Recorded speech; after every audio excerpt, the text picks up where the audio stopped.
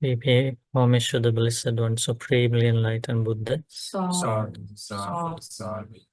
We pay homage to our teacher, Swami Vansi. Sadhu, sadhu, sadhu. So Buddha was teaching about this sequence of wholesome qualities, how one quality brings the other quality. Monks. Okay. Sīlavato bhikkhave sīla sampannasa cetanaaya karani. Those who practice precepts, no need to make a wish. What is the wish? May I have no regrets. Because it is only natural that a virtuous person has no regrets. So that's where that's how Buddha started the discourse. So it starts with sila, right? So virtue leads to no regrets. No regrets means happy life. No regrets means happy life, peaceful life. No regrets leads to, and that person who experiences no regrets does not have to make a deliberate effort to have that happy life. Happy life will be the natural outcome of having no regrets. Okay, so no regrets, Buddha teaches here, no regrets leads to joy. See that? If people like joyful life, happy life, they should start with precepts. Pamojjam means joy, pamojjam. It is only natural that joy springs up when you have no regrets. When you feel joy, you need not make a wish. May I experience rapture, piti. It is only natural that rapture arises when you are joyful, rapture. So that means like this happiness increases. When your mind is full of rapture, you need not make a wish. May my body become tranquil. Pasamba. Tranquil. Rapture leads to tranquility.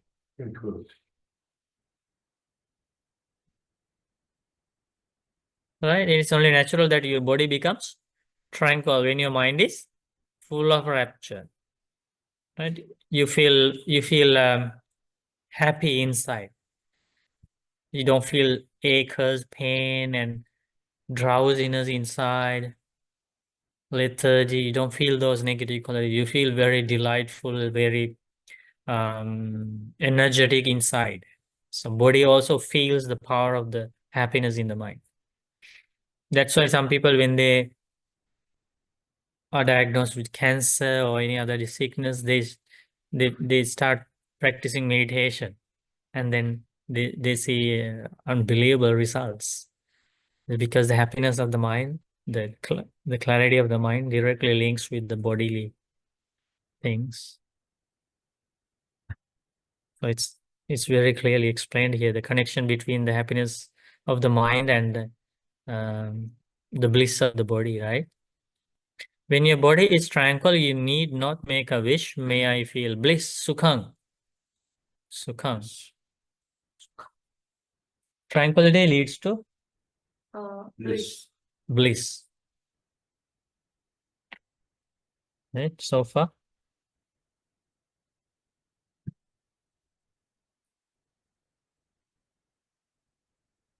So no regrets is the natural outcome of virtue. Joy is the natural outcome of rapture, is the natural outcome of tranquility, is the natural outcome of bliss, of the natural outcome of tranquility.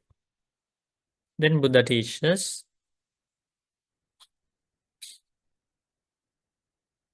when you feel bliss, you need not make a wish. May my mind be immersed in samadhi. See, one of the goals of the practitioners is to gain samadhi. Now this is the path to samadhi. So far, this is the path to samadhi. It starts with sila. So don't forget to come and join tomorrow's program and observe seal. Right? That's the path. So now think about this. So this leads to samadhi.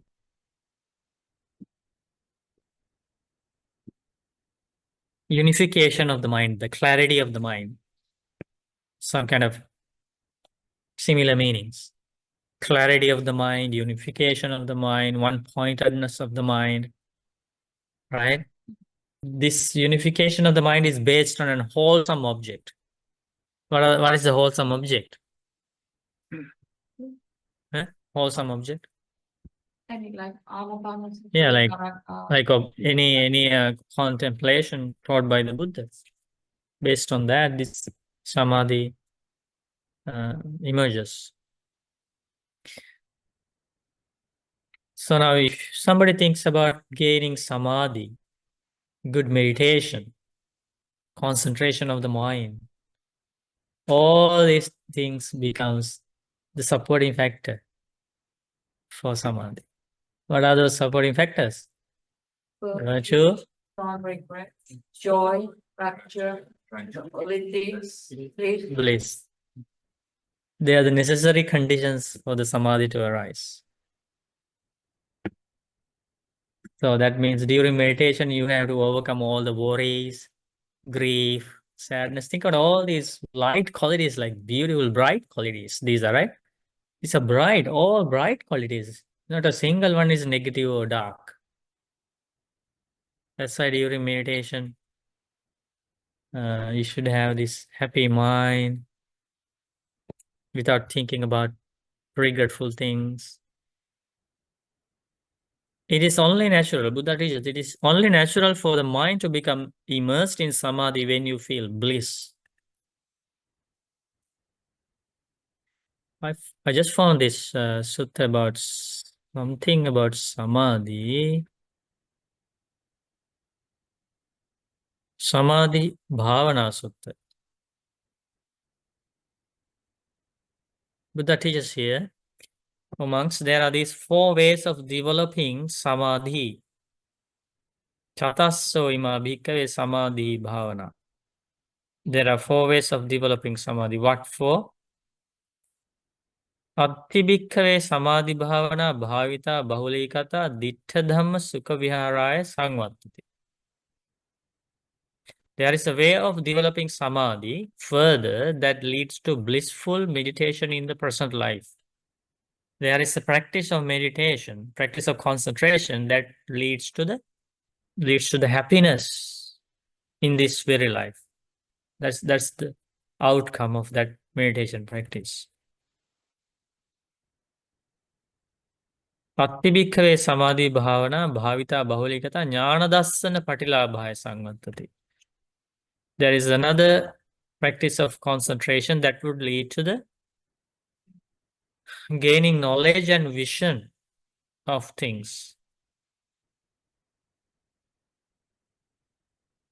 There is another samadhi practice that would lead to sati sampajanyaya sangvantati. Leads to mindfulness and awareness.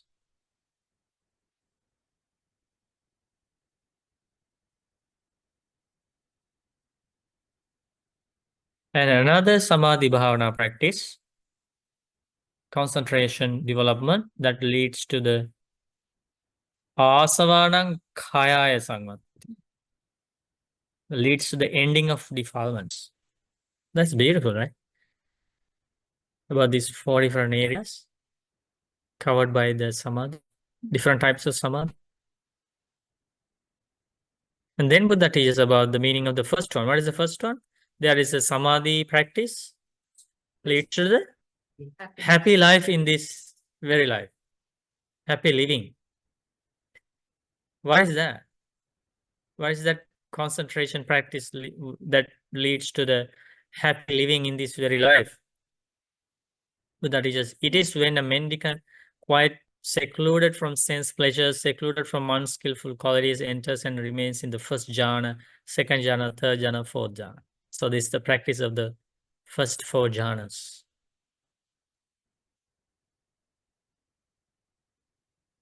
So those who practice these jhanas, in other words, those who practice these jhanas can live very happily in this very life, because sense pleasures are removed from the mind during the meditation. Major defilements, negative qualities are removed. It's a very happy state of mind. No anger for anybody, no hatred for anybody, no greediness for sense pleasures, nothing like that, no regrets. These are like different sources of happiness, right? There are so many like various types of sources in this world to gain happiness. Some people gain that happiness, they call it happiness, but I don't think so. Some people think drinking alcohol is a source of happiness. Some people think watching movies is a source of happiness. Some people think this and that. But these are advanced sources of gaining happiness. Practicing meditation. Yeah, you have to practice the right meditation. What's the meaning of right meditation? Using the techniques taught by the Blessed One. Otherwise, we don't know where the practitioner is going to end up. Because this mind is a very subtle thing. If you don't handle it properly and you use the wrong techniques to develop it, to meditate, and if you are using the techniques introduced by ordinary people, not an enlightened one, very, very dangerous, because you are handling the most like the subtlest thing in the world. Only an enlightened one can do that, can teach the world how to handle it, how to develop it, how to guard it, how to restrain it. That's why we need the help of an enlightened one. I know that it's not impossible to avoid the sensual pleasure, but it's so hard in the world we live in. Because, we're driving, like, for example, for me, if I'm driving. No, but this is happening during meditation. Yeah. During meditation, you suppress it. So you don't have thoughts of sense desires, you don't have angry thoughts. Maybe in other time when you are not in the meditation, of course, you get angry. Yeah, you get angry, you have so many desires. But during meditation, you suppress all of them and then you get to this state. And that time you experience this extraordinary happiness. Your question? Yeah, but when you do meditation, then you can control your emotions. Mhm. Whatever happens next. Definitely, there is an impact on your day-to-day. That's the goal, right? We use our meditation practice, we train our mind little by little, and then we use that practice to make our entire life peaceful. You say if you do right way of meditation, then it works. So, psychiatric thought thing, what it called? Psychic powers? Huh? They do wrong way meditation. No, psychic power is not a meditation technique. It's a result of meditation. Psychic powers is a result of meditation. How it transforms the meditation. So meditation techniques is one thing, result is another. So let's say meditation techniques is breathing meditation. When you practice breathing meditation, you develop jhanas, higher levels of concentration of the mind. And then when you reach to this not everybody, some people reach to the fourth jhana, they are able to achieve these psychic powers. Go through the sky, walk on the water, and dive through the ground, and to hear the faraway sounds. Invisible things. Invisible things they can see. Those are psychic powers. And they can read others' minds. Buddha had all of those knowledges. Many arahants had those knowledges. So that's an outcome of meditation. One of the outcomes. But there are so many wrong meditation techniques in the world. People practice, many people practice them, and people come here with so many problems in the mind. Mind is damaged by practicing different types of meditation. Yeah. Introduced by ordinary people who doesn't have clear understanding about the mind. Charges, right? Like some meditation places, they charge money for people to just go meditate. Yeah, so they can create any type they like and to attract people. It has become a like marketing thing now. Yeah, you have to be very careful.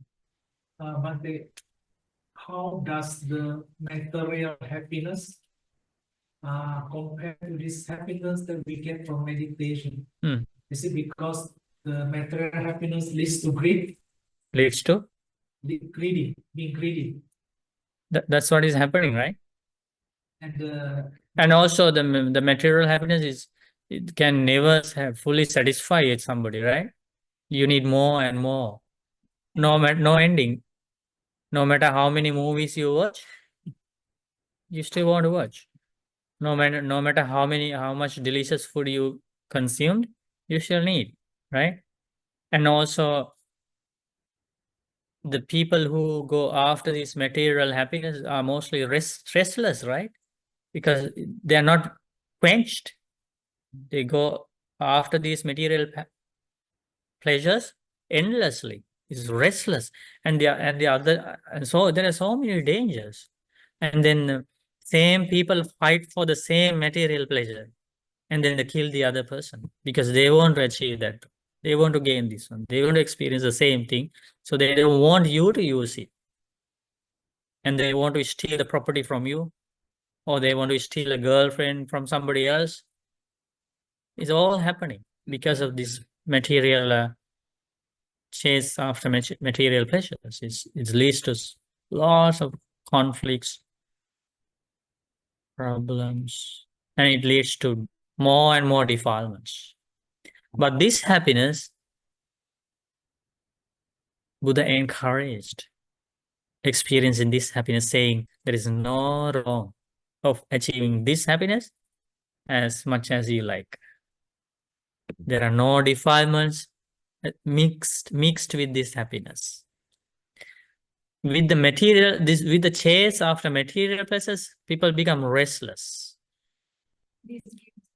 This gives you peace. This gives you inner peace. And in the struggle of finding material pleasures, you would harm yourself and you would harm others. Because you have lots of greediness to get this, to get that, and you would not think about the other person's well-being because your greed is so it's wrong. But with this spiritual happiness, meditative bliss, you don't harm yourself, you don't harm others. There is no harm at all. So this is the happiness entire generation, entire population should look for. And there's no wrong of looking for that happiness, because Buddha teaches Samādhibhāvanāsutta bahulikata diṭṭha sukha vihāraya sampatati. When you practice these jhanas, you can experience the happy living here and now. And Buddha encouraged it. There's no harm. Okay? So the second samadhi practice is that leads to no, that we already talked. This is the second one. Jnana Dassana Patilabhaya. Is it the second one? Yes. Yeah. There is a Samadhi Bhavana practice, meditation practice that leads to gaining knowledge and vision. Jnana Dassana. That means so many different knowledges, psychic powers, and special knowledges. What is that? It is when a mendicant applies their mind to the perception of light, focusing on the perception of day, As by day, so by night. As by night, so by day. And so with an open and unenveloped heart, they develop a mind that is full of radiance. So that is called Aloka Sanya, Manasikaroti. That's a different type of meditation practice. So these practitioners focus on the perception of light. Right? So this practice leads to gain knowledge and vision. There is more details about this in other discourses. Especially to overcome drowsiness and sleepiness, Buddha recommends doing this, practicing this perception, developing this perception, aloka sanya.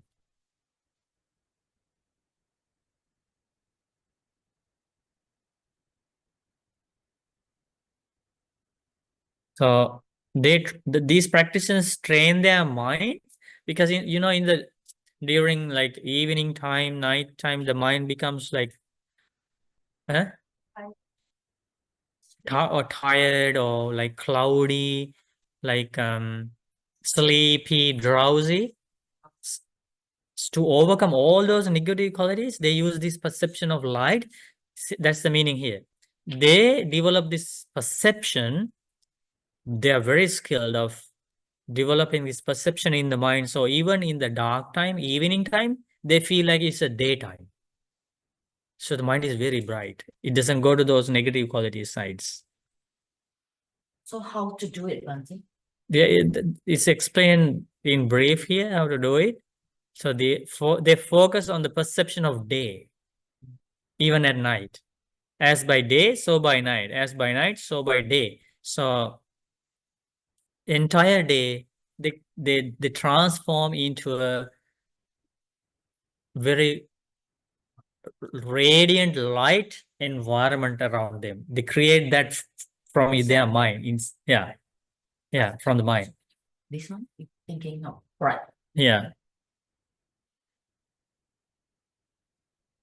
So that happened to Anathapindika, the millennial Anathapindika, the chief attendant, the lay manly follower of the Buddha. When he was doing the Buddhanussati, recollection on the qualities of the Buddha, this happened. He gained this perception of light.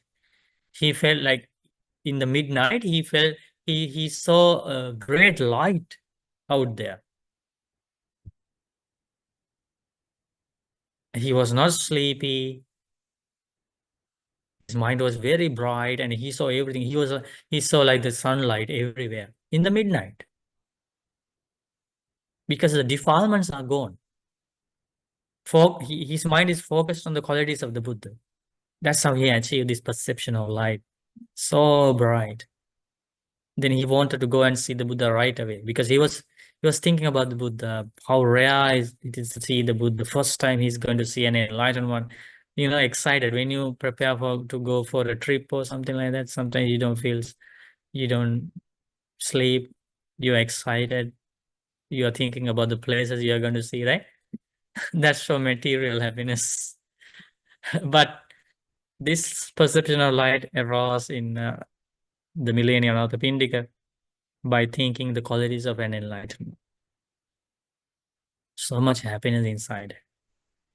He knew how rare it is, the sight of an enlightenment. Yeah, so that's the first day he met the Buddha. Then the third meditation practice. The development of Samadhi, there is a development of Samadhi that leads to mindfulness and awareness. Samādhibhāvanā leads to Sati Sampajanyaya.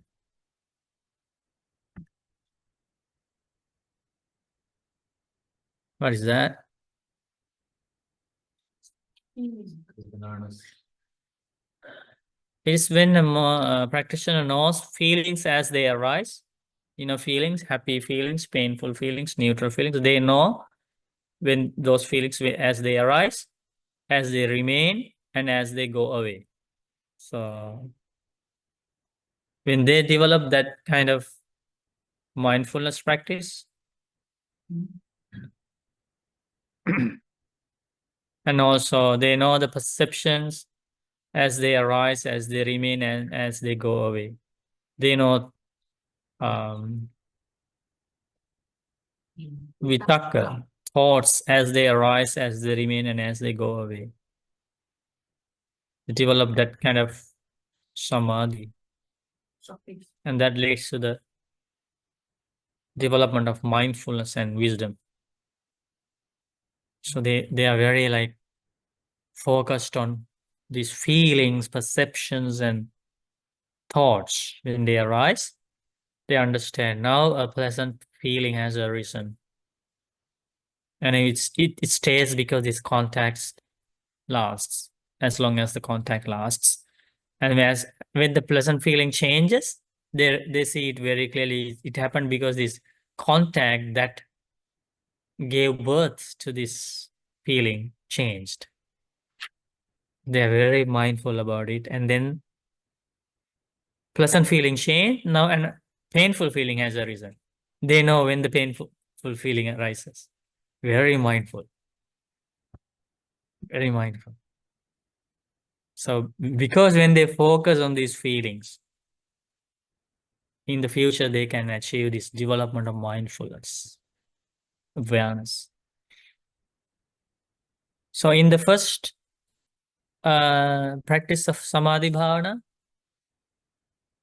how did they achieve blissful living here? How? By practicing jhanas.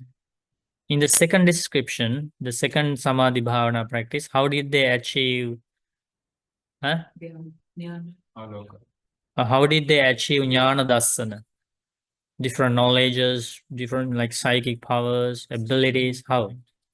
By developing perception of light. In the third Samādhibhāvana, how do they achieve the development of mindfulness and awareness? Rising and passing. Wait. Yeah, by focusing on feelings, perceptions, and thoughts, and understanding when they arise, when they remain, and when they go away, when they pass away. Beautiful, right? Very powerful.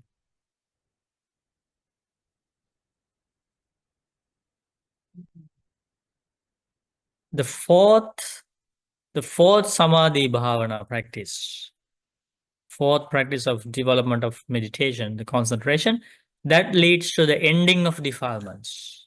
That means ending all the negative thoughts in the mind, all the defilements that create suffering, pain. Basically, this is the end result. Like this is the ultimate result. This is the ultimate goal of this practice. This is what we all need, nothing else. What is that? Ending of defilements. If you want to find out why you suffer, answer is defilements. In other words, why we suffer? Because of anger inside, because of lust inside, because of desires inside, because of ill will inside, because of jealousy inside, because of craving inside, regrets inside. These anxiety, stress, depression inside. These are all called, if you need one name for all of this, what is the one name? Defilements. Defilements. Defilements. Defilement means negative qualities inside the mind. But Bhante, if someone upsets you or, do something bad to you, right? How is that defilement? Like you're upset over that person did something to you. So how do you categorize it as that? That's an aversion. You get upset means it's an aversion. It's a form of anger. Yeah. Everybody has to work on. Yeah. But Arahants don't have that. There is nothing and no one in this world that can make an enlightened monk or nun upset? Nothing. Their inner peace is not disturbed by anybody or anything in the world. That's powerful.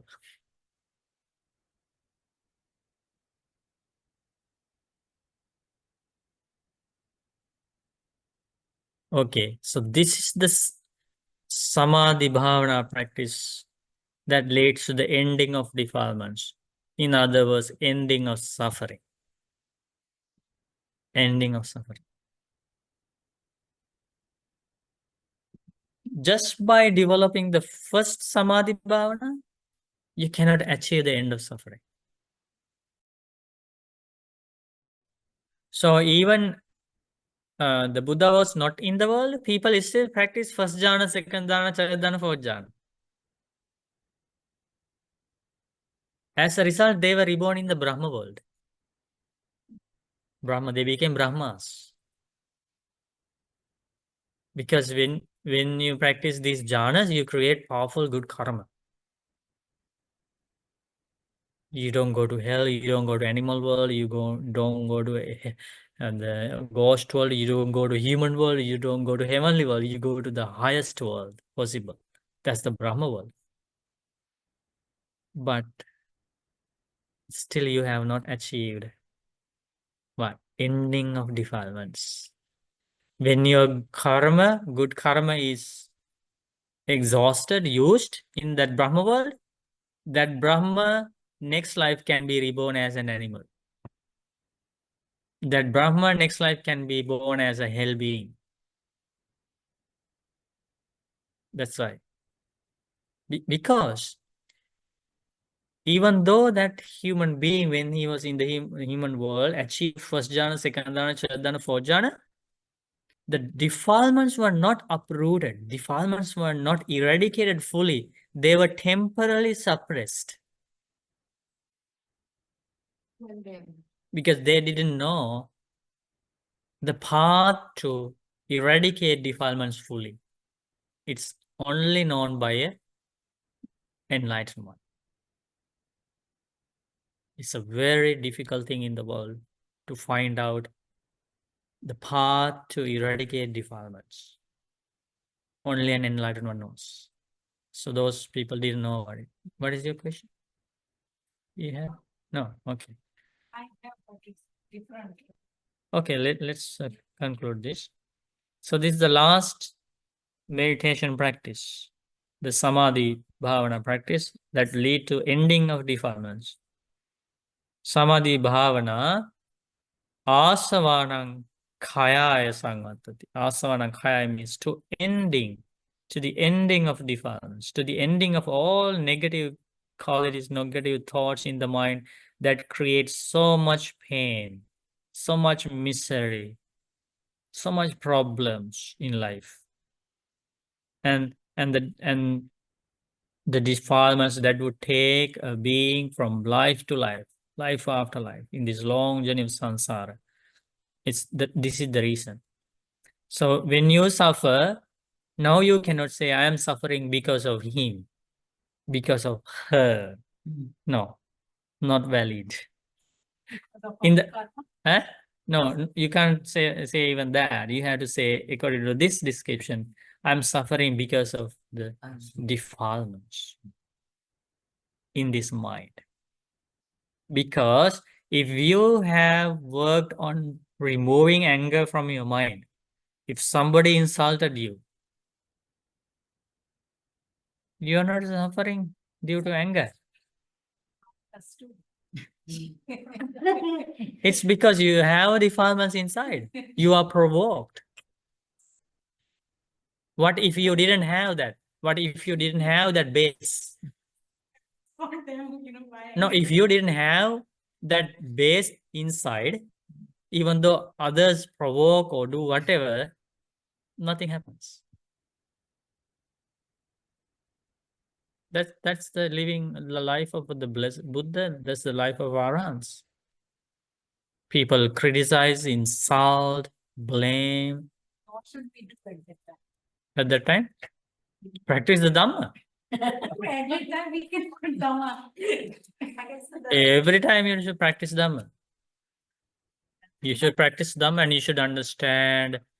Okay, let's say somebody provoked you to use drugs, alcohol. No, provoked us to, be angry, speak something like more which anger, I guess, right? makes us Upset. Problem is not outside. Yeah, But that's so hard for me to grasp. grasp, yeah. You cannot run away from the world looking for peace outside. It's here, inside. You have to earn it. You have to earn it.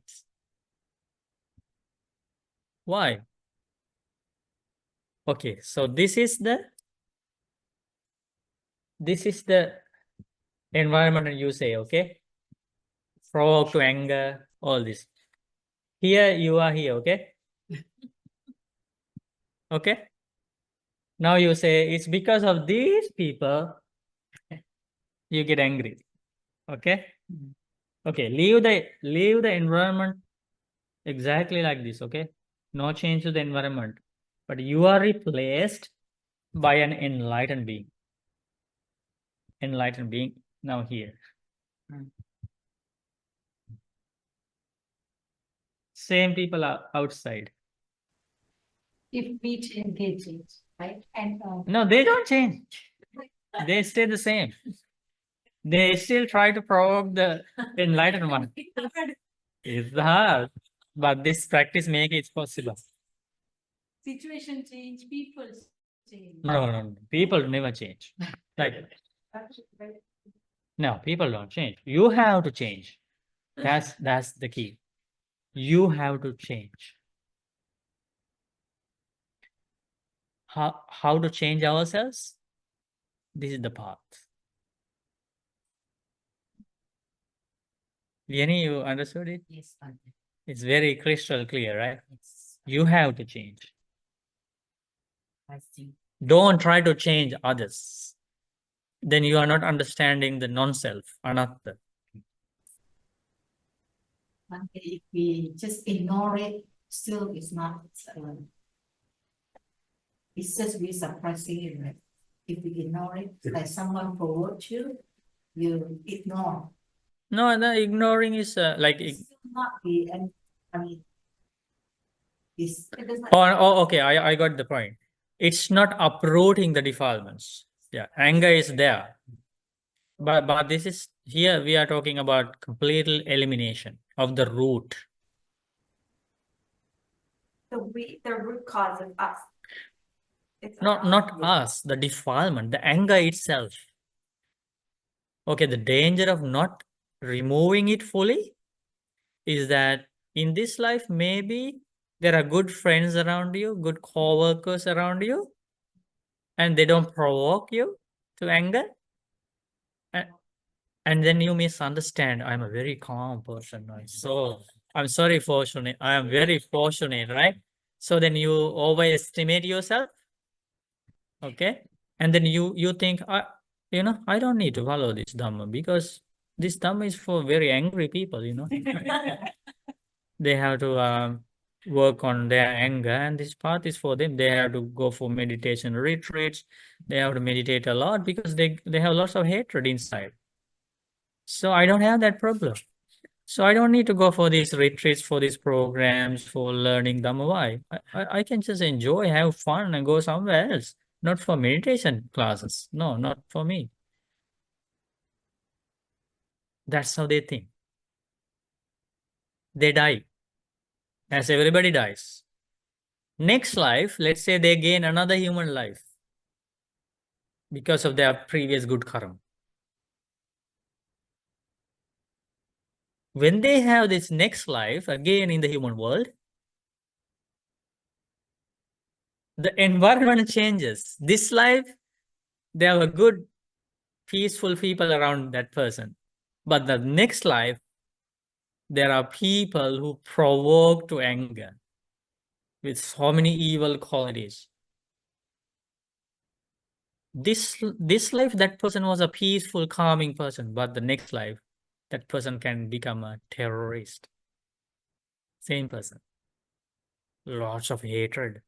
Why? There are roots not destroyed, the roots of anger. But this path is not about suppressing temporarily. Buddha's path is about total elimination of the roots, causes, the roots of defilements. Isn't that wise? Very wise. So don't think that I don't have any problem, I don't have anger problems, I don't have these mental issues, so I don't need to follow this path, I don't need to take this path seriously. Don't think like that. It's going to change in next life. It's going to change in future lives. If the environment changes. If the inside is not changed, environment can change you. If the inside is clean, outside doesn't matter. But to have that inside clean mind is a long process. This is just the beginning. About while we're in the path to practice with Buddhist process to reach where we can be the enlightenment or achieve that peacefulness, we still have those bad people around us.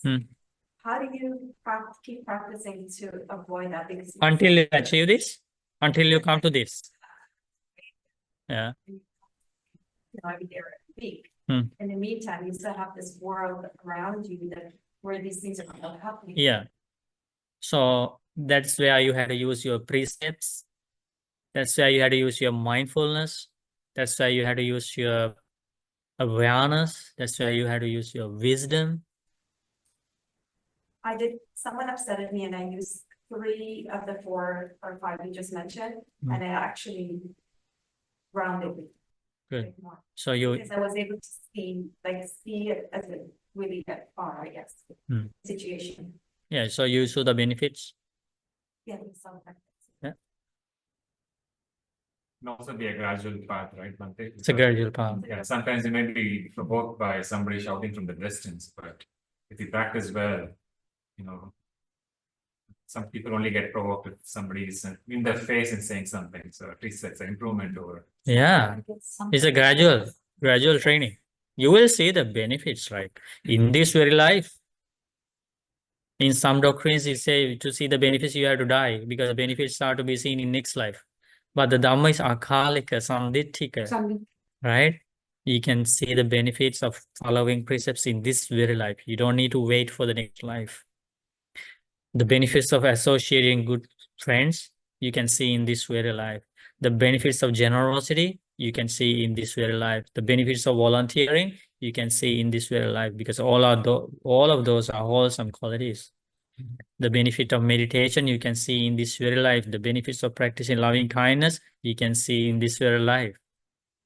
It's a very practical practice. So what is this Samadhi Bhavana, the practice of concentration, meditation that would lead to permanent solution?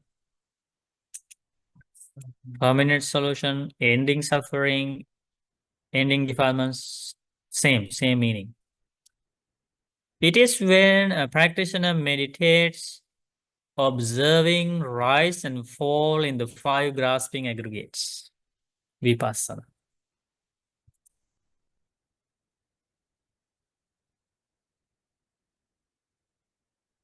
Understanding the true nature of life in terms of 5 categories.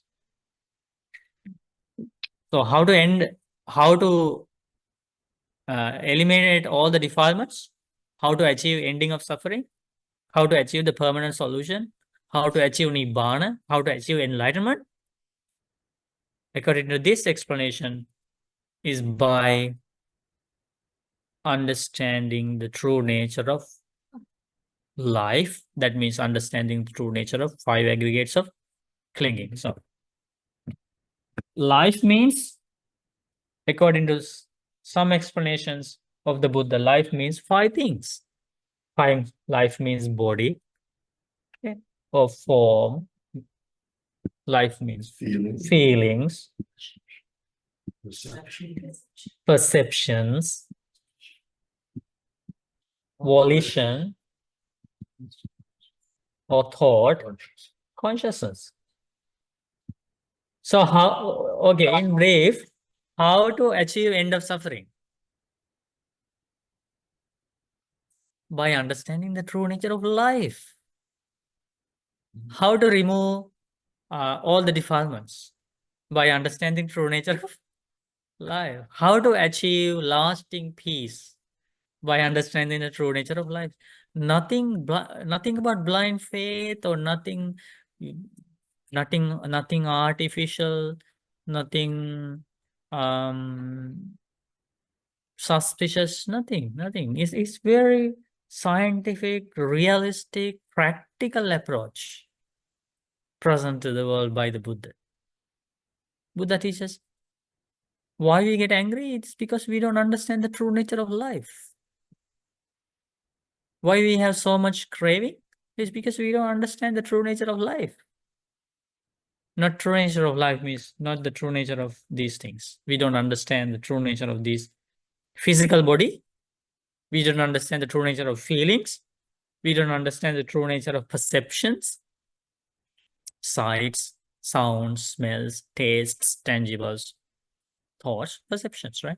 We don't understand the true nature of the thinking, the volition, thoughts.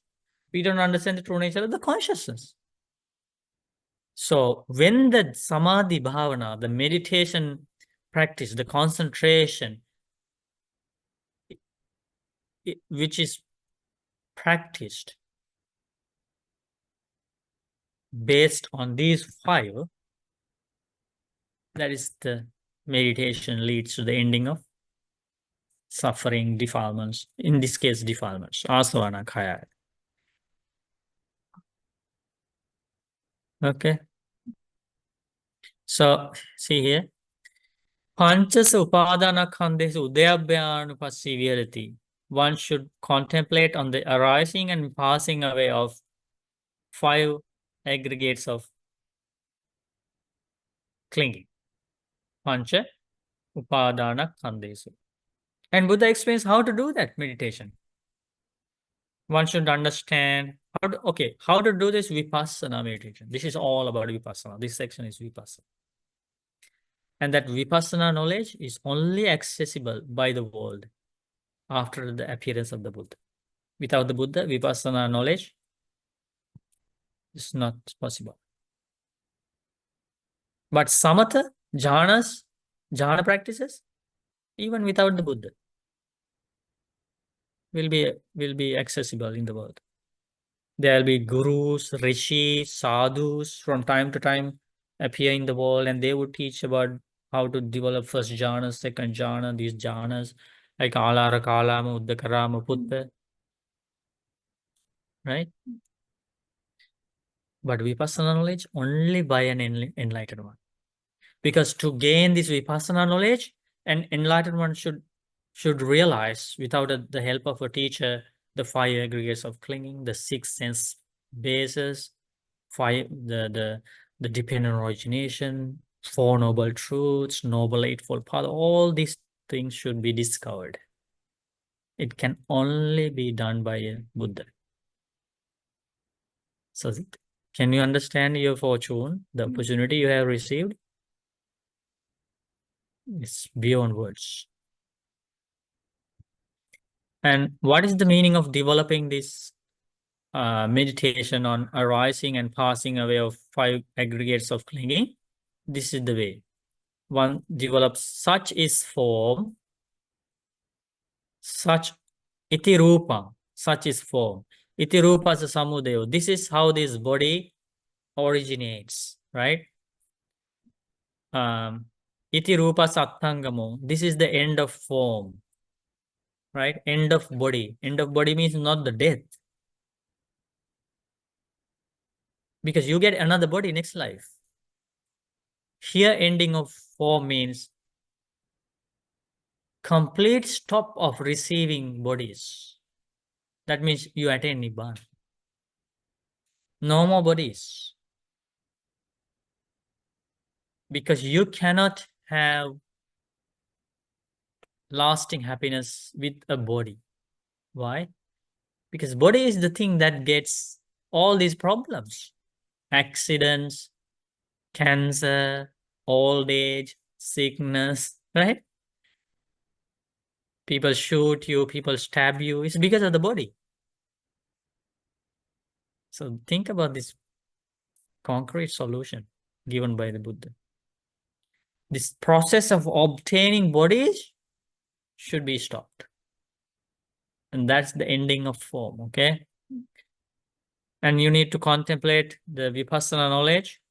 Iti vedanas, such is feeling. You have to understand what is feeling. There are other discourses Buddha explains very clearly about all these things. Iti vedana is samudaya. This is how the feelings arise. This is how the feeling ends. It is about achieving Nibbana, okay? This is the meaning of perception. You develop this insight. This is how the perceptions arise. This is how the perception ceases. This is how the volitions, these are the volitions. This is how the volitions arise. This is how the volitions pass away. This is the consciousness. This is the meaning of consciousness. You need to learn everything about consciousness. Buddha teaches everything you need to know. And then this is how the consciousness is arranged for this continued existence. You need to learn about that. And this is how the consciousness comes to an end. You need to know that.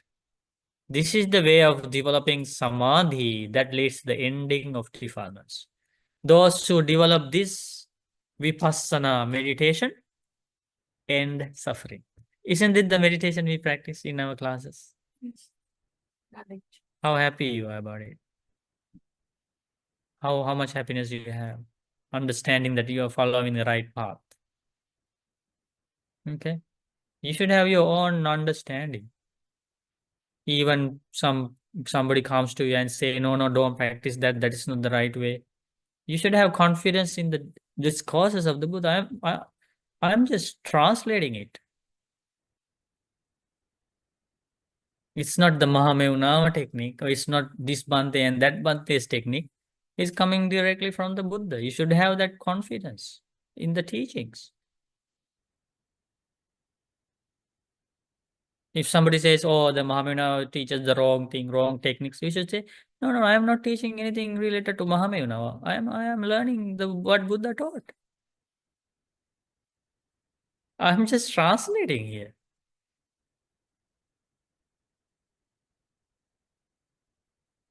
So you are very lucky. When you understand that you are following the right path, you are heading in the right direction, how much joy arises. Pure Dhamma is very rare.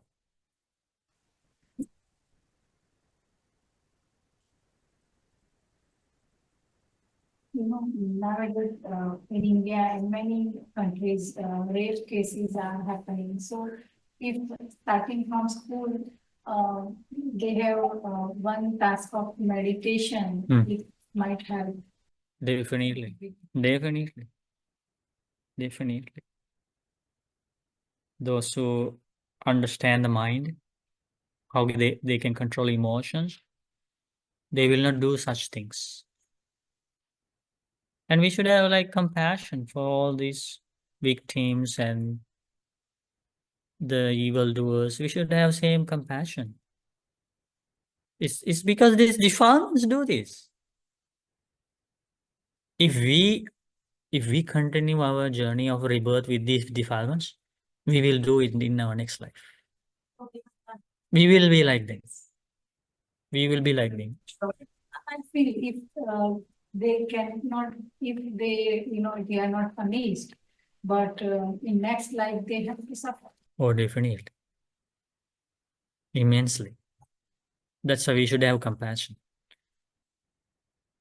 Instead of hating them, we should have compassion. because they are going to suffer immensely. How this natural law works, if you hurt somebody, you're going to repay. You cannot escape unless you follow this Dhamma path. Unless you increase your wholesome karma very high. Like people can make mistakes, but if they have a path to purify themselves, they don't need to worry about the evil actions done in the past. They can be a good person in the future. Pras- Huh? Paschata. But Paschata. Pashatap is also single word. Paschata. Yeah. In Sinhala we call it Paschatapa. That means regret. Pachadava. Yeah, regret. Yeah. Sinhala, Hindi, Sinhala very close.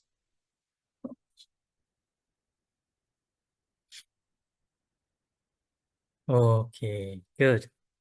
So these are, I just found this sutta. It was here, right? No. Oh, no. It just appeared, this sutta. What a beautiful sutta is that. Everything related to some. Yeah, so is that beautiful sutta? And then when we go back to our main sutta, we have to learn the same thing. What is the same thing?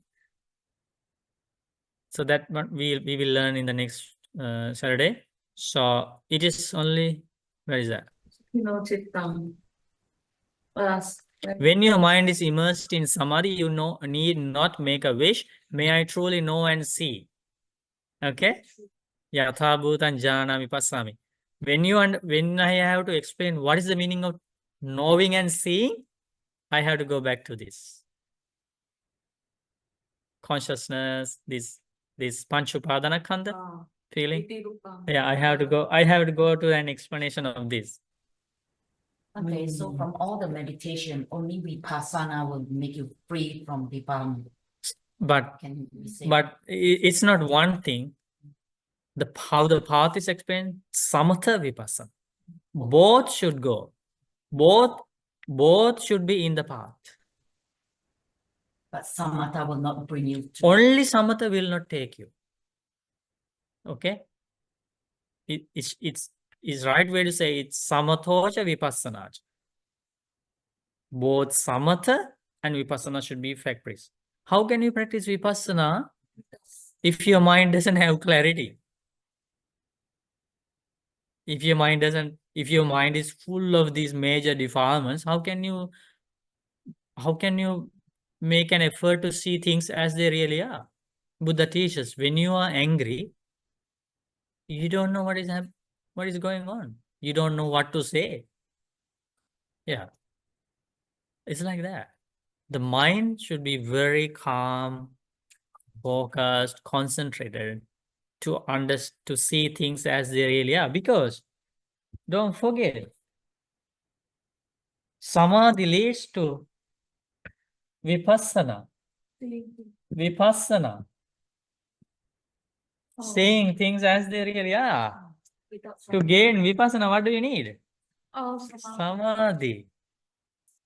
So sometimes people promote samatha classes, vipassana tradition, samatha tradition. Incomplete answers. Complete answers, you need both. Okay, sadhu.